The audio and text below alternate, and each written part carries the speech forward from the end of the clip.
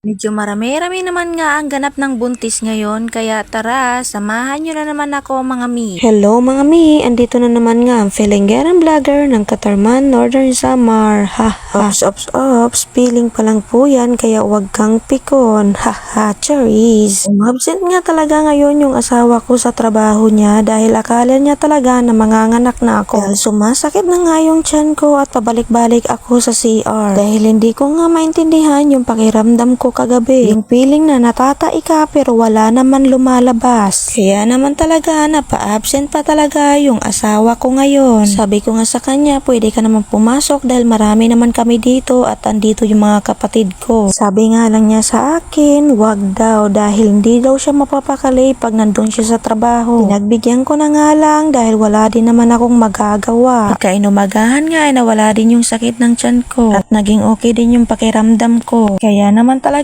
naisipan ko na nalabhan na itong mga damit na pang newborn. Malilinis pa nga ito dahil ginamit ito ng pamangkin ko. Pero dahil maarte itong buntis na to kaya nilabhan ko ulit. Na-stuck na nga kasi ito ng 5 buwan. Kaya kailangan ko nga ulit nalabhan ito. Pagkatapos ko nga mabanlawan ay ibinabad ko muna siya sa powder. Inilagay ko nga lang muna sa gilid dahil may lakad pa kami ngayon ng asawa ko. Kukunin nga namin ngayon yung result ng ultrasound ko. Kahapon nga ako nagpa-ultrasound pero hindi ako nakapag-vlog. Biglaan nga talaga yung pagpa-ultrasound ko kahapon. Dahil inirepair lang naman ako sa kakilala ng bayaw ko para makamura daw ako. Kahapon ko nga din sana makukuha yung result kaso nga lang hindi kami nakapag-antay. Dahil nga iniwan lang namin saglit yung mga bata doon sa school. Pagkatapos nga talaga naming magbihis ng asawa ko ay nag-for the go na nga kami talaga. Bago nga kami magpatuloy sa biyahe ay bumili muna kami ng gasolina dito sa labasan.